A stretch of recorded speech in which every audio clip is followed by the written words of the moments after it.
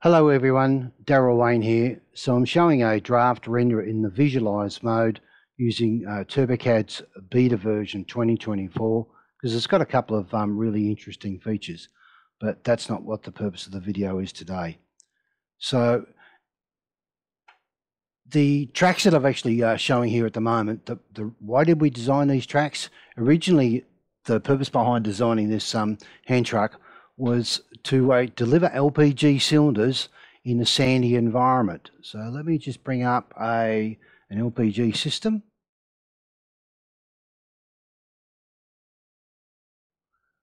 And there you can see, actually, let me just zoom in a little bit. There's an LPG cylinder modelled on the real world dimensions.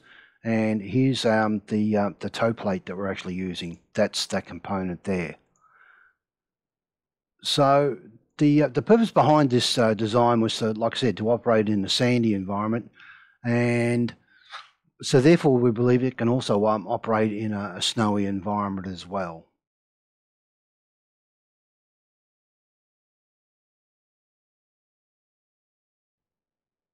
So next I'd like to actually just show you a demonstration of the toe pack, and this is the toe pack components here.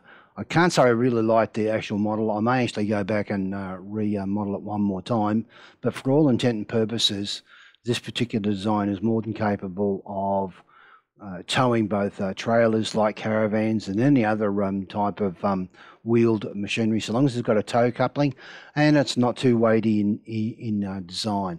And the benefit here is that with the track design, nothing whatsoever, and not lose any ground or slippage because of wet or greasy ground, given that we've got the tracks on board. So here I'm now showing the hand truck just with the standard base component here, and that's just what we refer to as the load carrying component.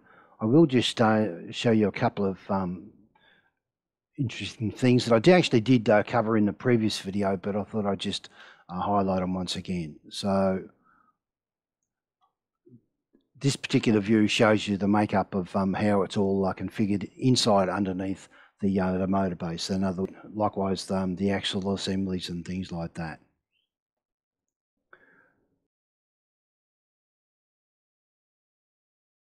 So here we are now with the tired version. So what we can actually show here is the actual makeup of individual elements. So by taking out certain views and things like that, we can actually show you how the system's actually been designed. Quite clever in nature. And one of the key things that I know a few people have asked about, sorry, I'm jumping around the screen a bit just to try and manipulate the views.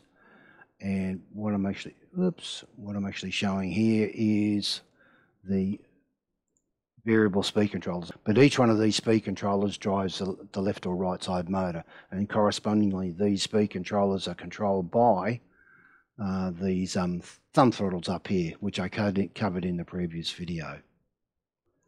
So now I'd actually like to show you the batteries I've used in this design, and these are the PowerSonic PSL SC 12200 12.8 volt 20 amp batteries. So we're actually running two of them wired in series.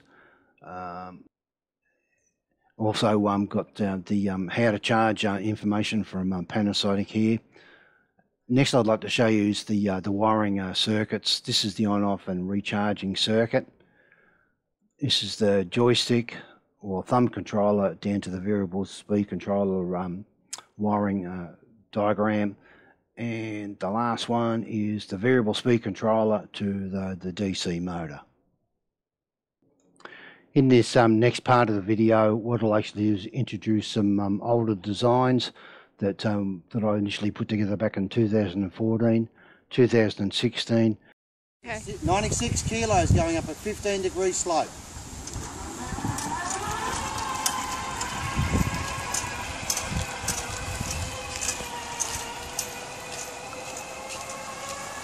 Let me hit the stop.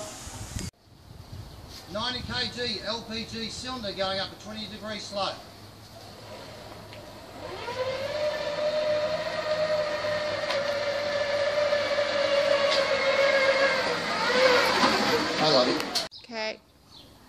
Here comes up the hill.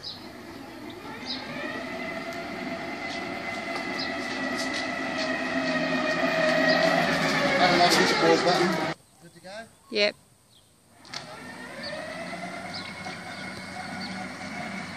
Going uphill.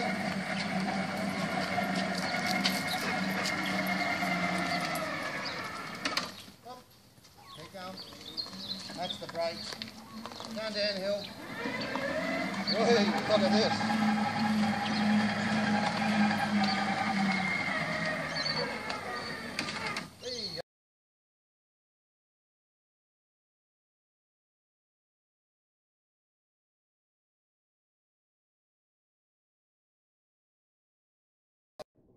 Okay, so now I'd just like to include a little bit of information about battery uptime. So what I'm referring to is the batteries that are wired in series here, creating a 24 volt 40 ampere system. So I've just put together a little spreadsheet that just covers the basics. What I'm saying is that so if you use this this line example as an example line, 12.7 volt battery, fully charged, with a 20 ampere rating. The number of batteries is 2 in this system, so creating a 25.4 volts. Total capacity in amperes is 40. What I'm saying here is that in an ideal world, the calculation to actually determine battery uptime is somewhat theoretical, but from our experiences are that if you're driving on level ground with a load on it, the average current draw per hour is about 1.2 amps. So therefore, that's going to give you about 16.7 hours of operation. Likewise, that if you're going uphill, which is probably going to be somewhere in the order of anywhere between 2.5 or maybe even 4 amp hours draw per hour, that would theoretically give you a charge, an operating time of about 5 hours, assuming that you recharge the batteries around about 50%. On the other hand, if you choose to charge your batteries more frequently, so I've just punched in a value, you're not going to let the battery voltage drop below 75%.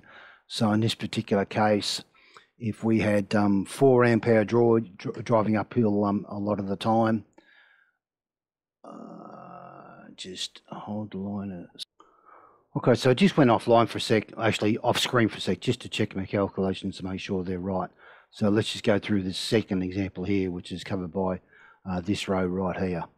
What I'm saying is that in this case where you've got two 12.7 amp batteries wired in series, creating a total of 40 amp hours with a 4 ampere draw.